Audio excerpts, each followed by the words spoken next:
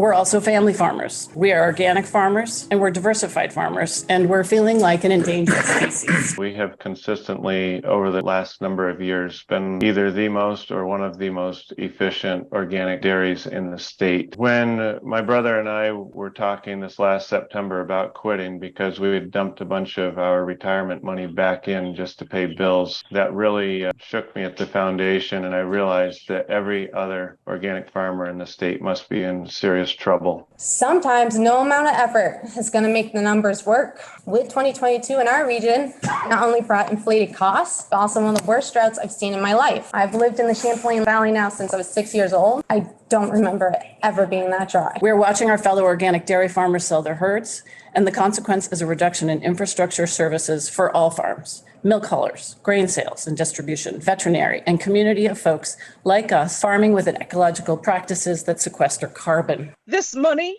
honestly, hey, I got neighbors to pay. The guy who spreads my manure, my hoof trimmer, just those things. That's all this is. We came from Maryland, farming down there before here, and we saw what happened to a place when farms go away. They lost tons of farms down there. Every single lot there that was a farm is now a housing development, and those farms are gone forever. To be an organic farm, we are required by our certifier to use conservation practices at all times. We are your one-stop shop if you care about the climate when you're buying food. It's been a real rewarding experience for us to be able to produce a product that we can share with our community. We as farmers want to farm, and we want to be given a fair shot. Over the long term, I'm confident that grass-based food production in our state will be the most climate-forward, progressive form of agriculture. This type of farming will be the best entry point for new farmers and successive generations alike. Organic dairy specifically gives me a business I can count on still being viable and allows me an entry point when I graduate college. We best of anyone know all farms are important, but right now organic farms are the ones in trouble.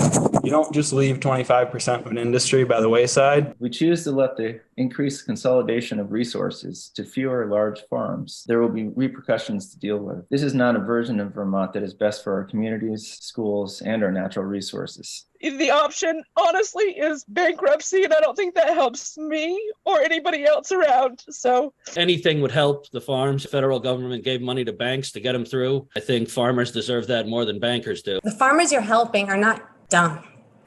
A lot of them are educated. They know how to not just take care of land and animals. They know how to work finances. They know how to make cuts in places other people wouldn't know how to make cuts. They know how to become more efficient when you think there's no other ways to become more efficient. And we do all that without compromising our animals and land, but we do compromise ourselves. You will see more organic farms go out of business this year, and you won't be seeing new young individuals taking up the mantle. In a family system, you love all your children, but when one is in need, you devote resources towards them. We need help in immediate action. Thoughts and prayers will not save these farms, and it certainly won't fill the hole that will be left in Vermont without us.